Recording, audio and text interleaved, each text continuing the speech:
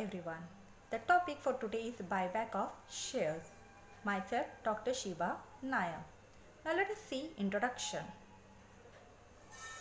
The term buyback means buying back of its own shares or specified securities by the company from its existing holders. It is considered as a process of capital restructuring. It is considered as a financial strategy to reduce share capital or redemption of capital. It helps to increase the earning per share. It helps to improve return on capital as well as return on net worth. To use surplus capital lying idle in the company. To increase promoters' shareholding and to prevent takeover attempt of competitors. Now let us see the applicable law, rules and regulations related with the buyback of shares. A company must obtain permission of the Company Law Board under the provisions of section 68, 69 and 70 of the Companies Act 2013. Buyback of shares or other specified securities listed on a stock exchange should be done in accordance with the Securities and Exchange Board of India Buyback of Securities Regulations 1998, that is SEBI Buyback Regulations. In case of private limited companies and unlisted public limited companies, buyback of securities is governed by Rule 17 of the Companies Share Capital and Debentures Rules 2014. Now let us see the permissible securities which can be buyback by the company. A company can buy back the following securities: its own shares. Shares includes equity shares as well as preference shares. Other specified securities, it includes employees' stock options or other securities as may be notified. Now, what all are the methods of buyback under section 68 subsection 5 of the Companies Act 2013? A company can buy back from its existing shareholders or security holders on a proportionate basis from the open market or by purchasing the securities issued to employees of the company pursuant to a scheme of stock option or sweet equity. Now let us see the modes of the buyback under section 68 subsection 1 of the Companies Act 2013.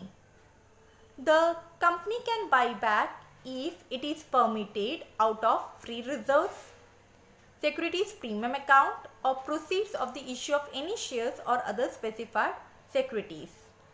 But a company will not be permitted to buy back if out of the proceeds of earlier issue of the same kind of shares or other specified securities under the provisions of section 68 subsection 1. Now what is the maximum content of the buyback? As per the section 68 subsection 2 subclause C, a company can buy back maximum 25% or less of the aggregate of the paid up capital and free reserves of the company. Now, for the purpose of buyback of equity shares in any financial year, 25% shall be considered with regards to total paid up equity capital in that financial year.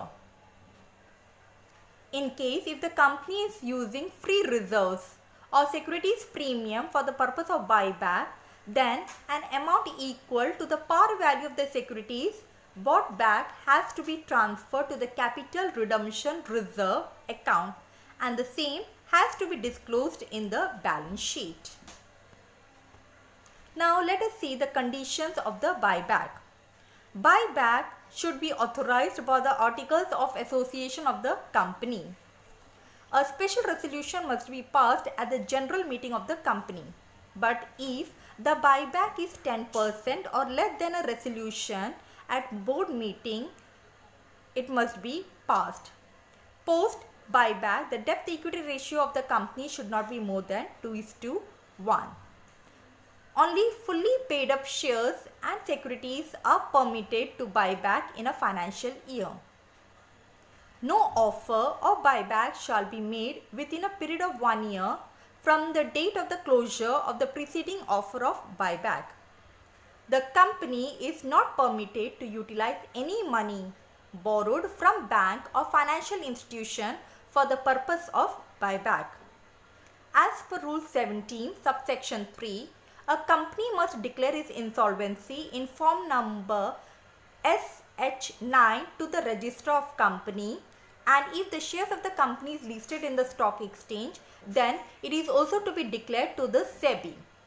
Now this form SH9 must be signed by at least 2 directors, out of which one must be the managing director. Post buyback, the company must maintain a register of buyback in form number SH10. Now what are the restrictions under section 70 of the Companies Act 2013? No company shall directly or indirectly purchase its own shares or other specified securities through any subsidiary company, including its own subsidiary companies, through any investment company or group of investment companies, or if the company has defaulted at the time of redemption of debentures or preference shares in the repayment of deposit or interest thereon, or at the time of payment of dividend to any shareholder, or any term loan or interest payable thereon to any financial institution or banking company. However, the buyback is not prohibited if the default has been resolved and a period of 3 years has been lapsed after such default. If the company has not complied with the provisions of section 92, which deals with annual return, section 123, which is related with the declaration of dividend, section 127, that is punishment for non-payment of dividend once it is declared, and section 129, that is financial statement of the new Companies Act 2013. Now let us see the conditions for the buyback. There are 3 tests which is to be done to check the condition for buyback.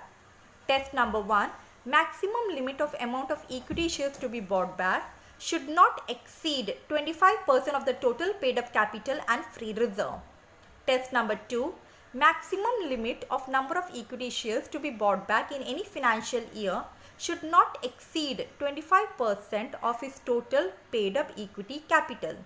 And test number 3, post buyback of the shares, the company's debt equity ratio should not be more than 2:1. Now let us see in detail how the condition for buyback will be calculated when the offer price is given.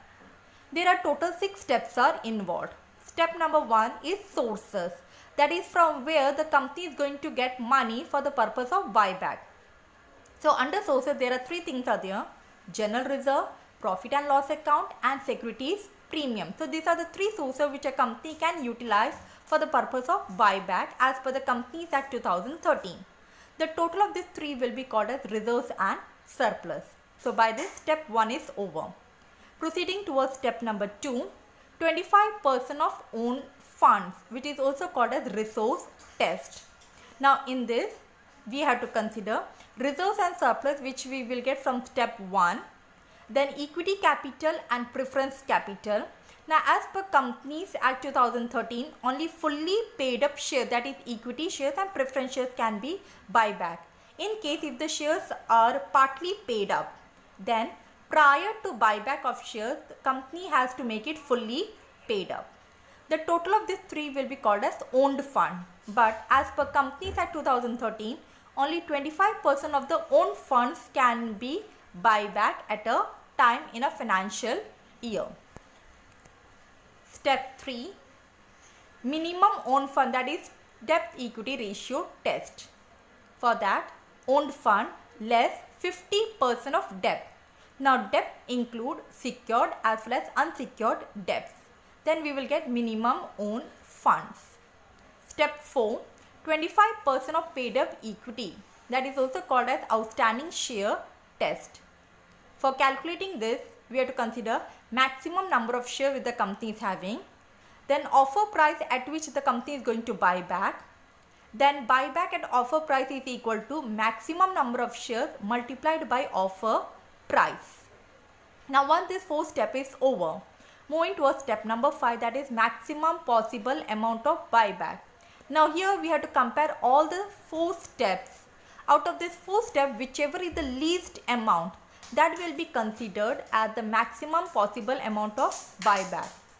Then in step number 6, we have to find out maximum possible number of shares which the company can buy back. Now how it is to be calculated? Maximum possible amount of buyback which we will get from our step number 5 divided by offer price. Now moving towards checking condition for buyback when offer price is not given. In the earlier slides we have seen how to calculate or how to check the condition for buyback when the offer price is given. Now we are going to check condition for buyback when the offer price is not given. Now here also there are 6 steps are involved.